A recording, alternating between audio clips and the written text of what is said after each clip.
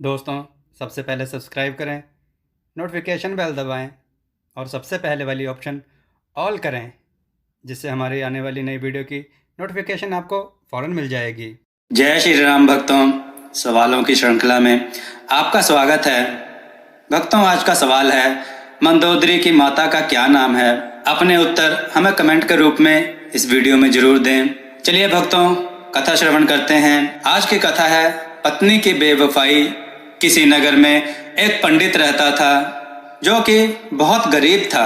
वह पढ़ा लिखा भी नहीं था, एकदम अनपढ़, अंगूठा छाप था। उसके दिन काफी गरीबी में गुजर रहे थे। सारे दिन वह मेहनत मजदूरी करता। मेहनत मजदूरी करके जो कुछ उसे मिलता, उससे सिर्फ उसके परिवार का खर्च ही पूरा हो पाता था। एक तरफ तो पंडित को चारों ओर से गरीबी की चादर ने लपेट रखा था, ऊपर से उसके यहाँ 4 बेटियां पैदा हो गई थीं। गुजरते वक्त के साथ साथ बेटियां जवानी की दहलीज पर पैर रख चुकी थीं, लेकिन पैसे के अभाव में वह अपनी एक भी बेटी के हाथ पीले नहीं कर सका था। गरीबी की बैसाखियां थामे पंडित इस बात को अच्छी तरह से जानता था कि अगर उसे अपनी बच्चियों की शादी करनी है तो उसे ढेर सारी दौलत चाहिए, जो उसके पास थी नहीं। पंडित को रात दिन अपनी बच्चियों की शादी की चिंता घेरे रहती थी। वह एक सेठ के यहाँ बोझा ढोने का काम करता था। एक दिन उसने सोचा कि वह अपने सेठ से इस विषय में बात करे, शायद वह उसकी मदद कर सके। सेठ की उम्र लगभग 60 साल की थी। वह शक्ल से काफी भद्दा था, मगर उसके दौलत ने उसके इस भद्देपन को ढक रखा था। पंडित उसके पास आया और झुककर उसका अभिनंदन किया। सेठ ने चेहरा उठाकर उसकी ओर देखते हुए कहा, कहो पंडित, कैसे आना हुआ? मालिक, बोलो, आपके पास एक आशा लेकर आया था। पंडित ने कहा, आपकी मदद से एक गरीब का भला हो जाएगा, कुछ बताओ तो सही पंडित। मालिक, पंडित ने कहा, मुझ अभागे की 4 बेटियां हैं और सभी जवान हो रही हैं। यदि आप मुझे कुछ रुपया दे दें तो मैं अपनी एक बेटी के हाथ पीले कर दूं। वह धन मेरी तनख्वाह से काट लीजिएगा। सेठ कुछ पलों तक सोचता रहा, फिर बोला, पंडित जी मालिक, बैठो तो सही। पंडित डरता हुआ सा सामने पड़ी कुर्सियों में से एक पर बैठ गया। सेठ ने मेज पर पड़ी घंटी बजाई और एक नौकर को बुलाया, 2 गिलास जूस भिजवा दो। सेठ के इस रूप को देखकर पंडित मन ही मन बौखला गया। उसकी समझ में नहीं आया कि यह सब क्या है। वह उसके लिए जूस मंगवा रहा है। बात पंडित की समझ में नहीं आई, क्योंकि उसने सुन रखा था कि सेठ अपने सामने किसी को बैठाना भी पसंद नहीं करता। फिर उसे बैठने के लिए क्यों कहा, क्यों उसके लिए जूस मंगवा रहा है? ऐसे ही ढेर सारे सवालों का तूफान उसे मतने लगा। वह विचारों में खोया हुआ था। तभी एक नौकर एक सुंदर से बर्तन में जूस लेकर आ गया। पास ही उसने 2 गिलास रख दिए। सेठ ने अपने हाथों से दोनों गिलासों में जूस डाला। एक गिलास उसने पंडित की ओर बढ़ाया। लो पंडित, जूस पियो। मालिक, पंडित ने कहा, मैं भला आपके सामने जूस कैसे पी सकता हूँ? कहाँ राजा भोज और कहाँ गंगू तेली, यह क्या कह रहे हैं? आपके पास सिर्फ अपनी एक छोटी सी दरख्वास्त लेकर आया हूँ। आपके लिए यह कोई बड़ी बात नहीं है। पंडित जी मालिक, तुम बेफिक्र होकर जूस पियो। सेठ ने कहा, बाद में हम उस विषय में बात करेंगे। डरते डरते पंडित ने वह जूस पी लिया। उसने अपने जीवन में कभी यह नहीं सोचा था कि वह एक दिन सेठ के साथ बैठकर जूस पी सकता है, जिसके पास बहुत सा धन और कई किस्म के व्यापार हैं। चक्कर उसकी समझ में नहीं आया। एक बार उसने अवश्य सोचा था कि कहीं ऐसा ना हो कि सेठ, जो कि विदुर है, अपने साथ उसकी बेटी का विवाह करना चाहता हो। लेकिन अपने इस ख्याल को उसने अपने दिल से निकाल दिया। भला उसके ऐसे भाग्य कहाँ जो उसकी बेटी इतने बड़े घर में चली जाए। इसी पशोपेश में उसने अपना खाली गिलास वहीं बगल में रख दिया। सेठ ने भी जूस समाप्त कर लिया। उसके बाद सेठ ने पंडित की ओर देखते हुए कहा, बोलो पंडित जी मालिक, शायद आप यह जानते होंगे कि गत वर्ष हमारी पत्नी का स्वर्गवास हो गया था। सेठ ने बात प्रारंभ करते हुए कहा, जी मैं जानता हूँ पंडित जी। सेठ ने कहा, हमारे पास बेपनाह दौलत है, लेकिन कोई वारिस नहीं है। बस हमारा एक छोटा भाई है। जब तक इस धन का उपभोग करने वाला कोई ना हो, तब तक यह सब बेकार है। जी मैं यह जानता हूँ। आप अपनी बेटी से जाकर बात कीजिए। सेठ ने कहा, यदि वो हमारे घर की लक्ष्मी बनना कबूल करे तो हमें प्रसन्नता होगी। और हाँ, आप एक बात भली भांति समझ ले कि आप पर किसी किस्म का कोई दबाव नहीं है। अगर वो स्वेच्छा से इस बात को स्वीकार करेगी तो हम आपको इतना धन देंगे कि न केवल आपकी हालत सुधर जाएगी बल्कि आप अपनी बाकी की तीनों बेटियों का विवाह भी बड़ी शान से करेंगे। जी जी जी मालिक, पंडित हकलाता हुआ बोला। अब आप आराम से घर जाइए और अपने बच्चों से बात कीजिए। यदि हमारी बात उन्हें ठीक लगे तो आप सुबह घर पर आ जाइए, बाकी बातें वहीं होंगी। जी। और पंडित वहां से उठकर चला गया। उसके चले जाने के बाद सेठ अपने कार्य में लग गया। पंडित प्रसन्नता से चलता हुआ अपने घर पर आया। उसने आते ही अपनी पत्नी से वह सब बातें कह दी जो सेठ ने उससे कही थी। सेठ की तरह उसकी पत्नी भी प्रसन्न हुई। उसे लगा कि उनके मुसीबत के दिन खत्म हो गए, लेकिन अगले ही क्षण उसने कहा, मीना से तो पूछ लो, बुलाओ उसे। मीना को उन्होंने वहीं बुला लिया। वहीं उनकी सबसे बड़ी बेटी थी। मीना की माँ ने उससे कहा, बेटी, आज तेरे लिए सेठ का पैगाम आया है। उसकी उम्र जरूर ज्यादा है, लेकिन जिन लोगों के पास धन होता है वो कभी बूढ़े नहीं होते। फिर भी उन्होंने यह कहा है कि आप लोग अपनी बेटी से पूछ लें। हाँ, मैं अपनी ओर से यह कहूँगी कि यदि तुम उसके साथ शादी की हाँ कर लोगी तो ना केवल हमारे दिन फिर जाएंगे बल्कि तुम्हारी बाकी तीनों बहनों के भी रिश्ते समय से और अच्छे परिवार में हो सकेंगे। जी, तुम खूब अच्छी तरह से सोच लो, हमें सुबह बता देना है, माँ ने काफी प्यार भरे अंदाज से कहा। मम्मी, हाँ बोलो बेटी, इसमें सोचना क्या है, मीना ने कहा। यदि मैं सेठ से शादी कर लूं और उसकी पत्नी बन जाऊं तो निश्चय ही हमारे परिवार की दरिद्रता दूर हो जाएगी। इसमें मुझे कोई ऐतराज नहीं है। अपने परिवार की खातिर मैं यह बलिदान देने के लिए तैयार हूँ। पंडित और उसकी पत्नी ने बलिदान शब्द पर ध्यान ही नहीं दिया। वे दोनों बेटी की स्वीकृति पाकर प्रसन्न हो गए। उनकी आंखों के सामने तो नोटों का ढेर घूम रहा था। अगले ही दिन पंडित सुबह सुबह सेठ की कोठी पर पहुंचा। द्वारपाल ने उसे अंदर जाने से नहीं रोका। वह जानता था कि वह सेठ के यहाँ काम करता है और किसी काम से आया होगा। वह बगीचे की ओर बढ़ा। सेठ बगीचे में बैठा हुआ जूस पी रहा था। उसके पास पहुंचकर पंडित ने नमस्ते की। उसके नमस्ते का उत्तर देते हुए सेठ ने उसे सामने पड़ी कुर्सी पर बैठने का संकेत किया। पंडित सामने बैठ गया। सेठ के पास उसका छोटा भाई विशाल बैठा हुआ था। उम्र उसकी यही होगी, कोई 21-22 साल। वह बेहद खूबसूरत नौजवान, अंग अंग गठीला व कसरती था। सेठ ने विशाल से जूस लाने को कहा। विशाल अंदर गया और 2 गिलास जूस ले आया। पंडित ने जूस ले लिया। सेठ ने जूस पीने के बाद पंडित की ओर देखते हुए कहा, कहिए, आपका क्या विचार है? जी हाँ, हम तैयार हैं, पंडित ने कहा। हमने स्वयं मीना से पूछ लिया है, उसे भी कोई ऐतराज नहीं है। अच्छी बात है। जब पंडित ने जूस समाप्त कर लिया तो सेठ पंडित को अपने साथ अंदर लेकर गया। अंदर आकर उसने पंडित को 4 लाख रुपए दिए और जेवरों का ढेर दिया और साथ ही यह भी कहा, आप तैयारी कीजिए, आज से आप हमारी दूसरी कोठी में चले जाइएगा, वह खाली ही पड़ी है, अब आप वहीं रहें। सेठ जी, यह सब मैं कैसे ले लूं? पंडित ने कहा, मैं तो बेटी वाला हूं, बेटी वाले लेते नहीं देते हैं। आप चिंता ना कीजिए, सेठ ने कहा।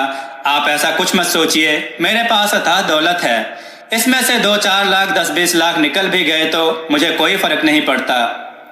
जी, आप आराम से अपनी तैयारी कीजिए। हमारे नौकर आज ही आप लोगों को हमारी दूसरी कोठी में पहुंचा देंगे। कोठी पर आवश्यकता की हर चीज आपको मौजूद मिलेगी। बाकी 2-4 लाख रुपए कल आपके यहाँ पहुंचा दिए जाएंगे। सेठ का ससुर बनने लायक आप अपने आप को बनाइए, पैसे की कोई चिंता मत कीजिए। और हाँ, सेठ ने कहा, अब काम पर आने की कोई आवश्यकता नहीं है, आराम से रहिए, दिल खोलकर पैसा खर्च कीजिए। पंडित मन ही मन अत्यंत प्रसन्न था। उसने अपने जीवन में या स्वप्न में भी कभी नहीं देखा था 4 लाख रुपए से भरा एक पोटली, ऊपर से उसमें जेवर भी अथाह थे। वह मन ही मन सोच रहा था कि घर जाकर इन नोटों को एक बार जी भर कर देखेगा। कभी कभी वह सोचता था कि कहीं इतने नोट एक साथ देखकर उसे हृदयाघात ना हो जाए। वह अपने आप को संभालने का प्रयास कर रहा था। बाहर आकर सेठ ने गाड़ी वाले से कहा, इन्हें इनके घर तक ले जाओ और वहां से इनके परिवार को सामान सहित हमारी दूसरी कोठी में पहुंचा देना तथा वहीं पर इनकी सेवा में रहना। जो आज्ञा सेठ जी। तब पंडित के दिल की धड़कनें बढ़ती चली जा रही थी। उसे लगा यह सब स्वप्न है, हकीकत से इसका कोई संबंध नहीं। पंडित ने अपनी उंगली दांत के नीचे दबाकर देखी। दर्द हुआ तो वह समझ गया कि यह स्वप्न नहीं बल्कि हकीकत ही है। गाड़ी वाले ने गाड़ी के पीछे का द्वार खोला और पंडित को पीछे वाली सीट पर बैठा दिया गया। गाड़ी वाले ने द्वार बंद किया और फिर गाड़ी को चालू करके चल दिया। पंडित ने गाड़ी वाले को अपने घर का पता बता दिया। पंडित का तो जैसे भाग्य ही बदल गया था। तभी तो कहते हैं, स्त्री के चरित्र और पुरुष के भाग्य के विषय में तो देवता भी नहीं जानते, फिर मनुष्य कैसे जान सकता है। गाड़ी वाले ने पंडित को ले जाकर उसके द्वार पर उतार दिया। पंडित पोटली लेकर अंदर गया। उसकी पत्नी इसका इंतजार कर रही थी। उसके हाथ में पोटली देखकर बोली, इसमें क्या है? आओ दिखाता हूँ। और उसने अंदर जाकर उस पोटली को एक पुरानी मेज पर रखकर खोल दिया। पोटली में नोटों की गड्डियां पड़ी थी और एक कोने में सोने के जेवर भी पड़े थे। यह सब हमारा है, मीना की माँ, पंडित ने कहा। सेठ जी ने कहा है कि तुम लोग शादी की तैयारी करो, कल और पैसा मिल जाएगा। सेठ जी ने रहने के लिए अपनी एक कोठी भी दे दी है। आप सच कह रहे हैं मीना के पापा? उसने गदगद कंठ से पूछा। हाँ मीना की माँ। पंडित की आवाज खुशी की वजह से कांप रही थी। पंडित की पत्नी उन नोटों को काफी देर तक इस तरह देखती रही जैसे फिर नोटों का यह ढेर उसे कभी दिखाई नहीं देगा। तभी गाड़ी वाले ने अंदर आकर कहा, आप लोग दूसरी कोठी में चलने के लिए तैयार हो जाएं। सेठ ने कहलवाया है कि जो वहां ले जाने लायक आवश्यक सामान होगा वह वहां पहुंचा दिया जाएगा। अच्छा भाई। मीना की माँ जी, इनसे कहो कि तैयार हो जाएं। पंडित ने कहा, हम लोग कोठी पर चलेंगे। क्या अब हम कोठी में ही रहेंगे? हाँ भाई। और तब पंडित के पत्नी ने अपनी चारों जवान लड़कियों को तैयार होने के लिए कह दिया। वे सब तैयार होकर गाड़ी में आ बैठी। भगवान जब देता है छप्पड़ पार कर देता है, और पंडित के साथ भी ऐसा ही हुआ था। गाड़ी वाले ने उन लोगों को लाकर सेठ के दूसरी कोठी पर छोड़ दिया और वहीं पर रुक गया। दूसरे नौकर पंडित का आवश्यक सामान उठा लाए। पंडित की पत्नी और लड़कियां पागलों की भांति महलनुमा कोठी को देखे जा रही थी। उनमें से किसी को यह भी विश्वास नहीं हो पा रहा था कि यह सब सच है। उनकी नजर में यह सब स्वप्न था। तभी वहां एक आदमी आ गया। उसने पंडित को 2-3 दुकानों के पते बताए और कहा, इन दुकानों से आप लोग आवश्यकता की सब चीजें जितनी आवश्यकता हो खरीद लें, सेठ जी ने फोन करके कह दिया है। अच्छा भाई। और इस तरह से 3-4 दिन तक वे खरीदारी करते रहे। कल तक जो पंडित मामूली मजदूर था, जिसे कोई जानता तक नहीं था, आज सेठ पंडित कहलाने लग गया। उन सबके ठाठ निराले थे। उनकी बेटियां सजी धजी परियों सी लगने लगी थीं। खूबसूरत तो वह थी ही, दौलत आ जाने पर सोने पर सुहागा वाली कहावत चिरतार्थ हो गई थी। शादी की तैयारियां शुरू हो गईं। कोठी को दुल्हन की तरह सजाया जाने लगा और फिर बड़ी धूमधाम के साथ 1 माह बाद मीना और सेठ की शादी हो गई। मीना दुल्हन बनकर उस बंगले में आ गई। सेठ की कोठी पर मीना का भव्य स्वागत हुआ। वह अपने कमरे में चली गई। फूलों से सुहाग सेज सजाई गई थी। रात्रि में मीना अपनी सुहाग सेज पर आकर बैठ गई। कुछ ही देर के बाद सेठ मीना के पास आ गया और वही हुआ जो सुहाग रात में होता है। मीना ने अपने परिवार की खुशियों के लिए सेठ के साथ विवाह करना स्वीकार कर लिया था, लेकिन इस शादी से वह मानसिक तौर पर जरा भी प्रसन्न नहीं थी।